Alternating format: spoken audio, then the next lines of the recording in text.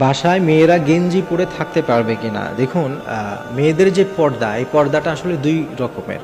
মেয়েদের পর্দাটা দুই ভাগে বিভক্ত। একটা হচ্ছে সতর আর একটা হচ্ছে আওরাত।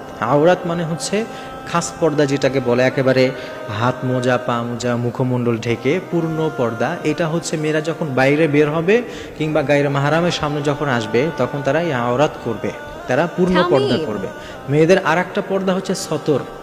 এইটা হচ্ছে হাতের এই কবজির অংশটা, মুখটা, পায়ের পাতার যে অংশ, এটা খোলা থাকবে, এর বাইরের টুকু অংশ ঢাকা থাকবে। এটা হচ্ছে মেয়েদের সতর। আর এটা সব সময়ের জন্যে, এমনকি মাহারামের সামনেও, অর্থাৎ গায়রে মাহারামের সামনে গেলে সে আওরাত অবস্থায় থাকবে, আর মাহারামের সামনে বা যাদের সামনে দেখা করা যায় তাদের সামনে সে হাত, মুখমণ্ডল এতটুকু খুলে, পায়ের যেই পাতাটা আছে এতটুকু খুলে থাকতে পারবে। কিন্তু অনেক সময় দেখা যায় যে বাবার সামনে, ভাইয়ের সামনে অনেক মেয়েরা গেঞ্জি পরে, শর্টস পরে থাকে।